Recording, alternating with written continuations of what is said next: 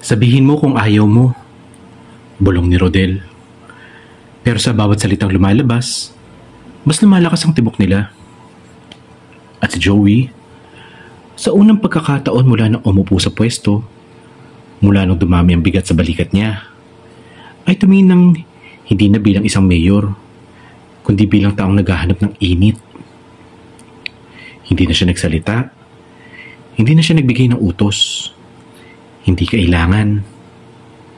Siya ang unang humila, isang mabilis, sabik, halik na may kasamang pagbuhos ng lahat ng takot, pagpipigil, at lihim na nararamdaman niya. Nagtagpo ang mga labi nila, pero may unos na hindi inaamin ng dalawa. Hawak ni Rodel ang likod ni Joey, habang si Joey naman ay kumapit sa kwelyo ng polo ni Rodel. Parang doon na nakatali ang lakas niya. Humigpit ang halik nang maramdaman nilang pareho na matagal na nilang gustong mangyari ito. Hindi nag-iingat, pero hindi rin mapusok.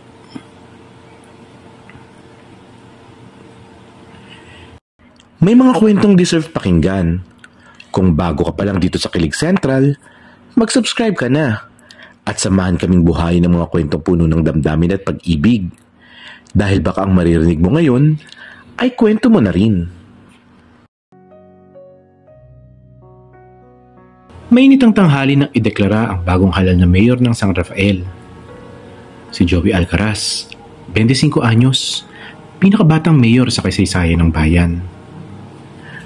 Sa entablado, nakasuot siya ng puting barong. Nakangiting may halong kaba. Hindi dahil sa spotlight, dahil sanay na siya dito, kundi dahil alam niyang ibang laban na ang papasukin niya ngayon. Hindi sa basketball court, hindi sa school debate, hindi lang simpleng barangay projects. Mas mabigat na politika na to. Mas mabigat na responsibilidad. At sa likod ng entambladong yun, may isang lalaking abalang nag-aayos ng mikropono, nagbibigay ng cue sa cameraman, at laging tinitingnan ng oras sa wristwatch niya. Siya si Rodel Marasigan, 25 anyos din, AP ng bagong mayor. Hindi siya flashy, hindi siya sanay sa camera, pero siya ang taong kinukuha kapag kailangan ng isang leader ng taong maaasahan. Tahimik, organisado, at higit sa lahat, loyal. Si Joey ang tipong leader na hindi mo maiisip na 25 pa lang. Diretso siyang magsalita, malinaw ang pag-iisip, at may determinasyong ipaglaban ng bayan na matagal nang nakakalimutang asikasuhin. Pero sa likod ng mga ngiti niya ay may bigat. Masyadong maraming mata, masyadong maraming umaasa, at masyadong maraming gustong sumira sa kanya. Kaya kailangan niya ng taong hindi siya iiwan. At doon papasok si Rodel.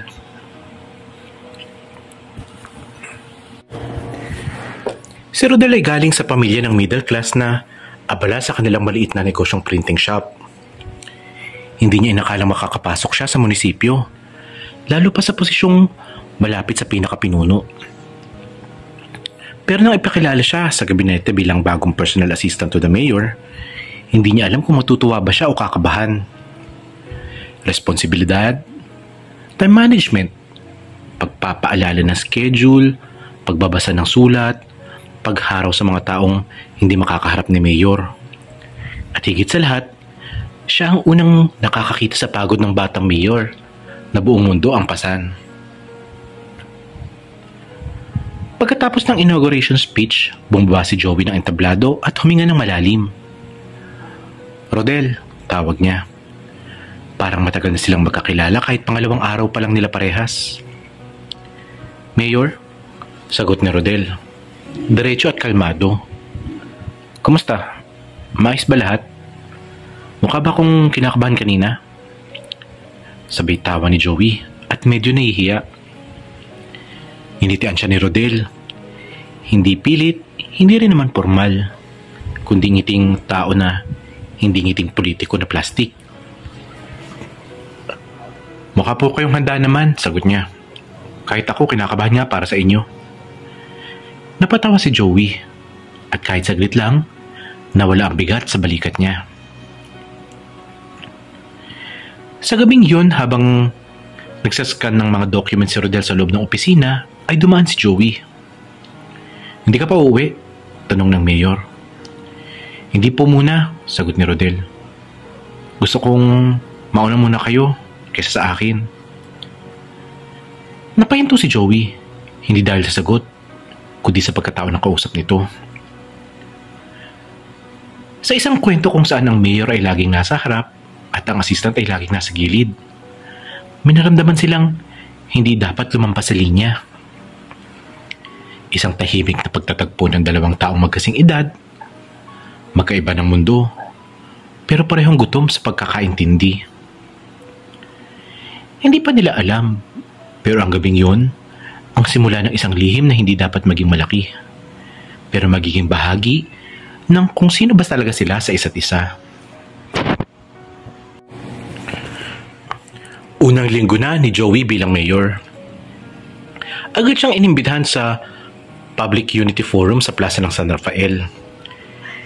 Isang event na puno ng barangay officers, mga senior citizens, mga youth volunteers, pati na rin ng mga taong hindi masaya sa pagkakapanalo niya. Nakaasul na polo si Rodel, may ID sling, hawak ang clipboard, pero ang mata niya ay laging nakatutok kay Joey. Si Joey naman ay nakabarong, mahinahon ng lakad, pero halata sa paghinga niya ang pagod na hindi niya pinapakita kanina. Pagdating nila sa tablado ay biglang dumami ang camera flash, mga press, mga local vloggers, mga concerned citizens, at pati na rin ng mga ilang hindi masyado concerned. Mayor Joey, Mayor, dito po, sigawan ng mga tao, sabay sabak sa harap niya. Si Rodel ay nakatayo sa likod niya. Parang bantay na hindi nakasuot ng badge, pero mas alert pa sa kanya. Mas alert pa siya kaysa sa security. Habang nagsasalita si Joey tungkol sa bagong feeding program ay napansin ni Rodel ang isang lalaking papalapit sa entablado. Galit ang mukha, mabilis ang hakbang. May hawak na Manila envelope na pero parang may kung anong tensyon sa mga daliri niya. Isang bulong sa hangin na hindi alam ng mga tao, pero alam agad ni Rodel. Ibang paglakad nito. Rodel, tawag ng isa pang staff. May problema yata. Pero hindi na kailangan. Mabilis kumilos si Rodel. Para siyang anino na humarang bago pa makalapit ang lalaki sa mayor. Sir, sabi ni Rodel, diretso, matatag. Dito lang po kayo. May proseso para dyan. Ano? Bakit ako harangin? May reklamo ko sa mayor nyo. Galit na sigaw ng lalaki. Sumisigaw habang lumalapit pa. Pakisuyo po, sagot ni Rodel. Hindi sumisigaw pero buo. Pumasok kayo sa tent. Kakusapin ko kayo. At bakit ikaw? Sino ka ba? At bago pa makasagot si Rodel, nakita ng lalaki si Joey. Nilampasan niya si Rodel. Humakbang pa abante at itinaas ang envelope na parang ipapalo o ihahagis. Biglang kumalabog ang dibdib ni Rodel. Hindi nag-isip, hindi nagplano. Hinila niya si Joey palayo. Isinilong sa gilid at hinarang ang katawan niya sa harap ng mayor. Isang iglap, isang galaw, isang instinct. Sumigaw ang crowd at lumapit ang security. Sir, step back! Sigaw ng guard na lalaki. At naiwasan ng tensyon bago pa lumaki. Pero ang mundo ni na Joey at Rodel, biglang lumiit.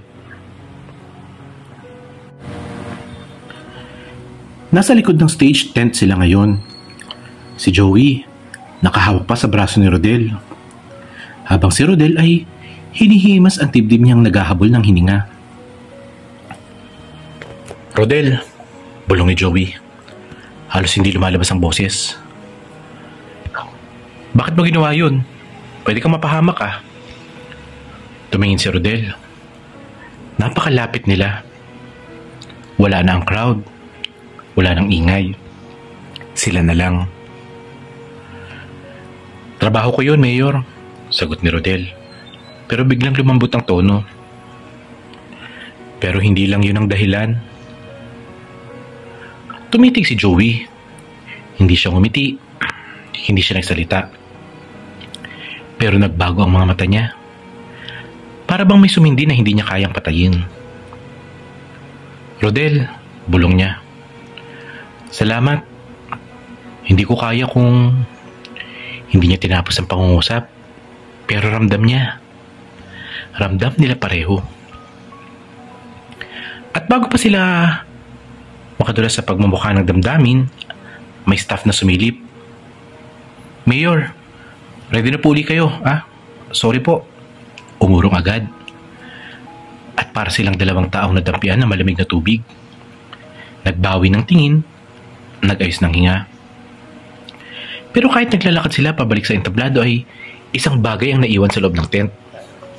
Isang sandaling nagpatunay na mas malalim ang koneksyon nila kaysa sa trabaho at pag-utos. At mas delikado ito. Pagkatapos ng event, pagkatapos ng gulo, pagkatapos ng sigawan ng crowd at apology ng mga security, isang katahimikan na bumalot sa buong munisipyo. Nakapark ang service car sa harap. Si Joey ay tahimik na sumakay sa likod, habang si Rodel ay umikot papunta sa kabilang pinto. Hindi sila nag-usap at hindi rin tumingin sa isa't isa. Pero pagpasok ni Rodel sa loob, ramdam niya agad ang bigat ng hangin. Hindi to awkward pero hindi rin naman to may paliwanag. Basta, isa itong katahimikan na may sariling pulso. Parang may hinihintay na sumabog. At umusad na ang sasakyan palabas ng plaza. City lights, basang kalsada, maingay na bayan, pero sa loob ng kotse, parang nagkahiwalay sila ng mundo. Rodel, mahinang tawag ni Joey. Parang natatakot masira ang katahimikan. Sir? Sagot ni Rodel. Diretsong tingin sa bintana. Hello guys! Welcome back sa channel! Kung gusto nyong ma-shoutout sa next video, mag-comment lang kayo dito sa baba. Kahit simpleng hi lang or kung taga saan kayo.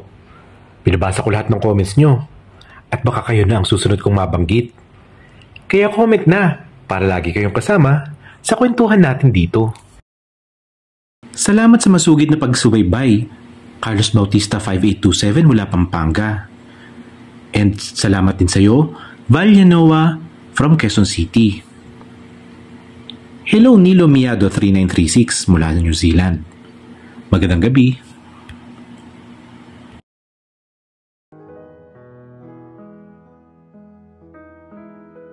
Huwag mo na akong tawagin sir kapag tayong dalawa lang. Napalingon si Rodel. Joey? Tumango si Joey at bahagyang umiti. Pero ang mga mata ay hindi nakangiti. Para tong basang kahoy na hindi matutuyo. Kanina, panimula niya.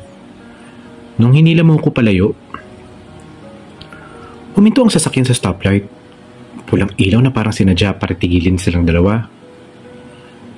At nagpatuloy si Joey. Rodel, hindi ako natakot sa lalaking yun. Napataas ng tingin si Rodel. Talaga? Halata po. Halata mo naman siguro na at hindi pa man niya natatapos ay sumingit si Joey. Mahina pero buo. Natatakot ako para sa'yo. Biglang napatitig si Rodel sa kanya. At doon, nagbago ang timpla ng hangin. Kung nasaktan ka, nagpatuloy si Joey, ramdam ang panginginig sa boses. Hindi ko mapatawad ang sarili ko. Hindi mo trabahong sumula sa akin ng ganun. Hindi ka security. Hindi kita binabayaran para naputol siya. Tumingin si Rodel. Diretso. Hindi agresibo at hindi rin formal. Joey, unang beses niya itong tawagin na walang alinlangan. Ginawa ko yun kasi hindi ko kayang makita kang mapapahamak. Napakuyom ang kamay ni Joey, hindi sa galit, kundi sa kung anong biglang dumalaw sa loob niya. Rodel, bulong niya. Sa dami ng tao, ikaw lang ang tumakbo papalapit sa akin. Ikaw lang. Hindi agad nakasagot si Rodel. Sa gitna ng liwanag ng poste, sa loob ng kotse na may salaming kumikinang, para silang dalawang lalaking hindi dapat magtagpo, pero may nararamdamang hindi nila kayang itulak palayo. Joey, mahina pero matatag ang boses ni Rodel. Safe ka habang nandito ako. Yun ang kaya kong panghawakan. Tumingin si Joey. Hindi bilang mayor, hindi bilang pinuno, kundi bilang isang lalaking natatakot pero may konting lakas dahil may taong hindi aatras para sa kanya. Rodel, bulong niya. Ikaw lang ang nagpapakalma sa akin. Isang pangungusap, isang sandali, isang bitak sa pader na hindi na niya maitatago. At bago pa maulit ang tensyon na hindi nila alam kung paano tatakasan, umandar ang sasakyan. Tahimik at tuloy-tuloy. Pero sa loob, ang pinting nila ay malinaw. May nabuksan, nangikailan ay hindi na maisasara. Matapos ang ilang araw mula sa public event, hindi maalis ni Joey ang bigat sa dibdib.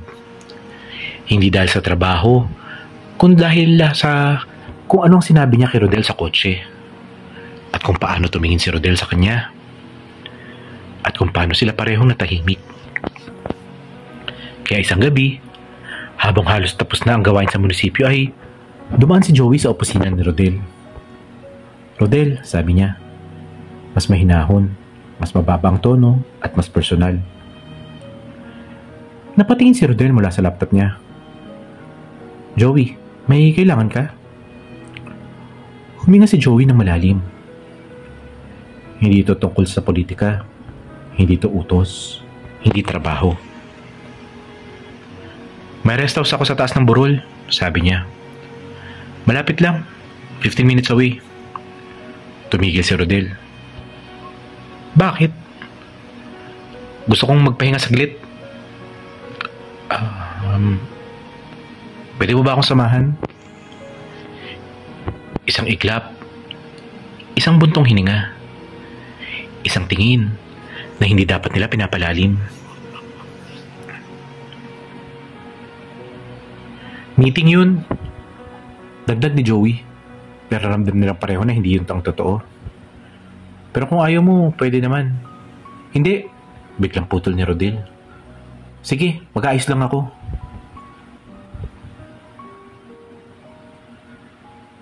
Papunta sa lugar na walang mata, tahimik ang biyahe. Hindi nakabukas ang radyo, hindi rin sila nag-uusap. Pero sa bawat segundo, parang mas lalo silang hinihila ng hangin sa isa't isa. Pagdating sa rest house, isang maliit na modern cabin na may glass walls. Sumalubong ang malamig na hangin ng gabi. Walang tao, walang staff. Sila lang. Pumasok sila sa loob. May isang ilaw sa sala. Kulay dilaw. Nagbibigay ng init sa lamig ng kahoy at salamin. Nagpatong si Joey ng document sa mesa. Meeting muna tayo sandali, bulong niya. Pero hindi nakatingin si Rodel sa documents. Nakatingin siya kay Joey. Joey, sabi niya, hindi ka naman talaga nagpa-meeting, di ba? Huminto si Joey, hindi nagsalita, hindi makatingin agad. Pero pagharap niya, ay hindi na niya kayang itago.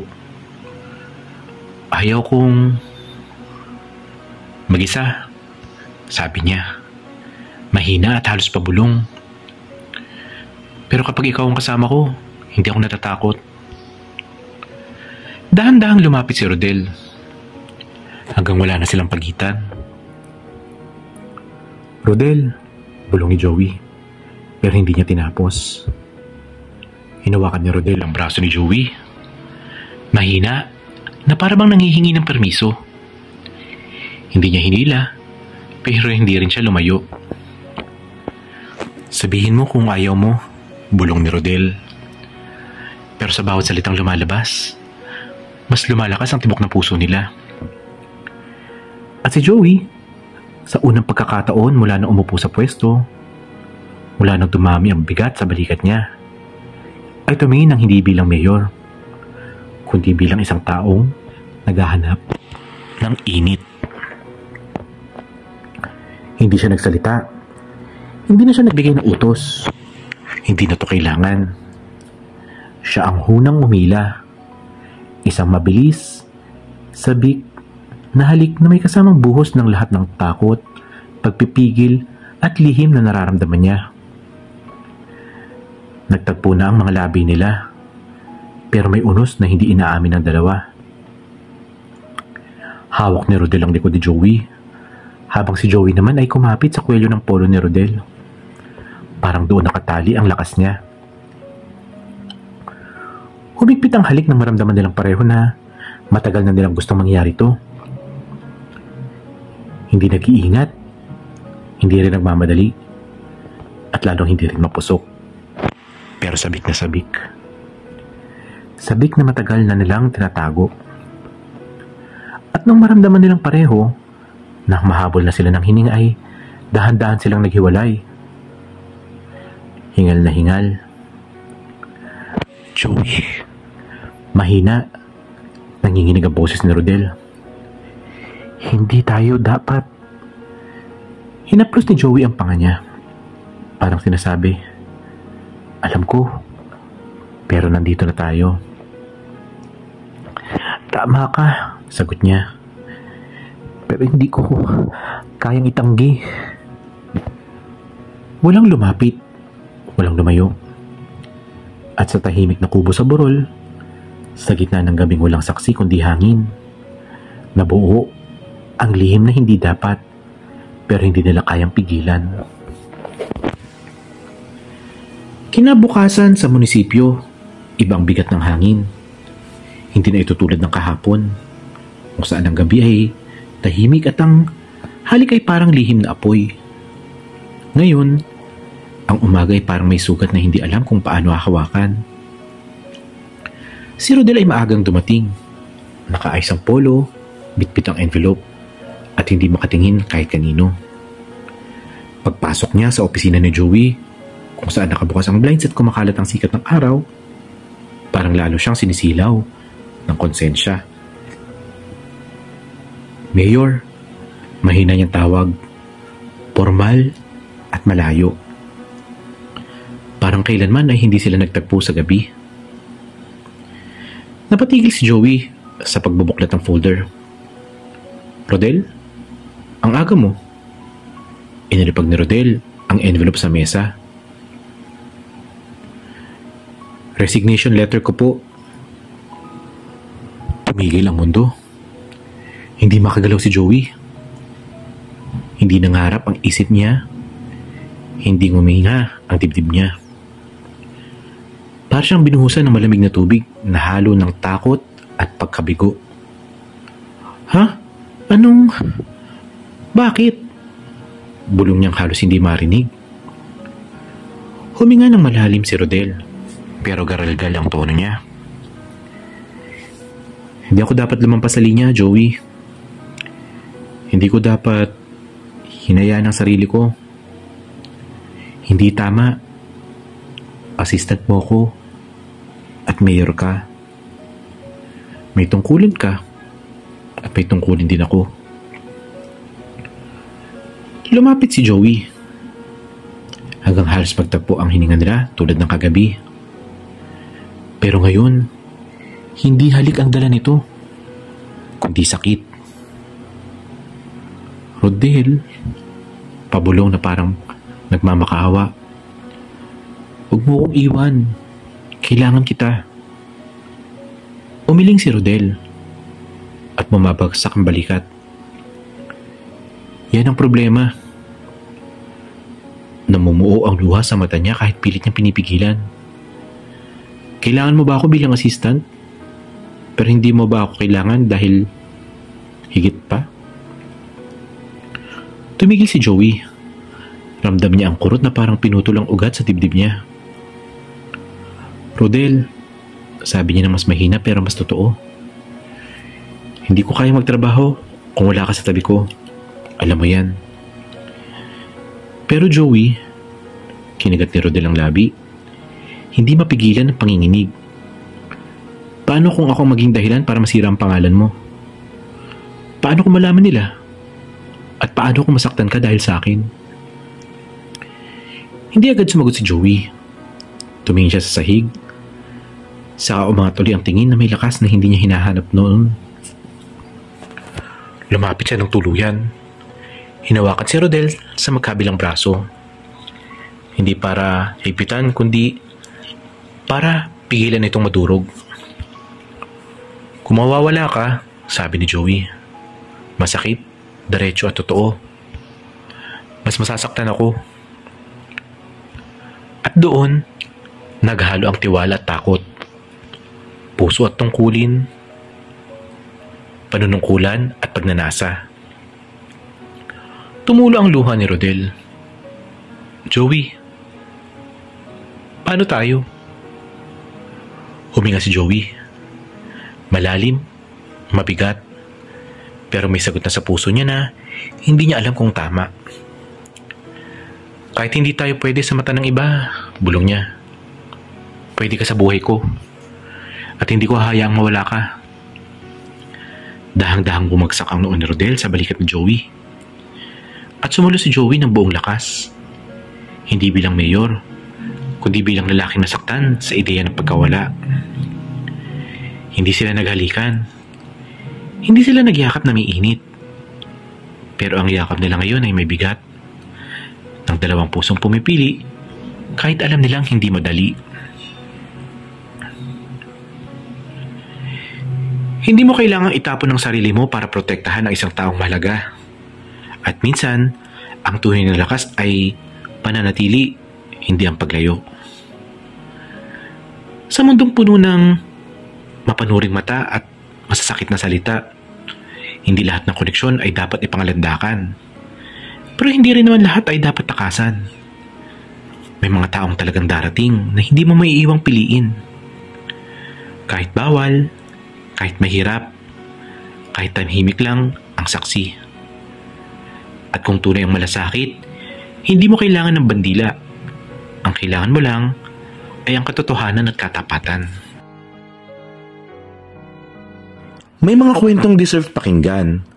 Kung bago ka pa lang dito sa Kilig Central, mag-subscribe ka na at samahan kaming buhayin ng mga kwentong puno ng damdamin at pag-ibig. Dahil baka ang maririnig mo ngayon ay kwento mo na rin.